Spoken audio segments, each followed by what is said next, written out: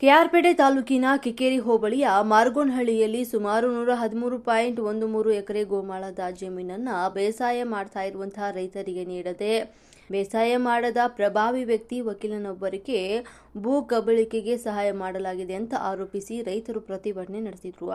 ಮಾರ್ಗೋನಹಳ್ಳಿಯ ರೈತರು ಗೋಮಾಳ ಜಾಗಕ್ಕೆ ಆಗಮಿಸಿ ಅಧಿಕಾರಿಗಳ ವಿರುದ್ಧ ಘೋಷಣೆಗಳನ್ನು ಕೂಗಿ ನಮ್ಮ ಭೂಮಿ ನಮ್ಮ ಹಕ್ಕು ಅಂತ ಶಾಮಿಯಾನ ಹಾಕಿ ನೆರಳಿನ ವ್ಯವಸ್ಥೆಯನ್ನ ಮಾಡಿಕೊಂಡು ಮಳೆಗೆ ಜಗ್ಗದೆ ಧರಣಿಯನ್ನ ಕುಳಿತಿದ್ರು.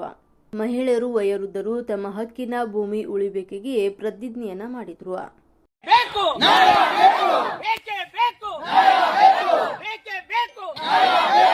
ಮಾರ್ಗೋನಹಳ್ಳಿ ರೈತರ ಹೋರಾಟಕ್ಕೆ, ಮಾರ್ಗೋನಹಳ್ಳಿ ಗ್ರಾಮದ ರೈತರ ಹೋರಾಟಕ್ಕೆ, ಮಾರ್ಗೋನಹಳ್ಳಿ ಗ್ರಾಮದ ರೈತರ ಹೋರಾಟಕ್ಕೆ ಏನೇ ಬರಲಿ ಏನೇ ಬರಲಿ ಬೇಕೇ ಬೇಕು, ಬೇಕೇ ಬೇಕು, ಬೇಕೇ ಬೇಕು.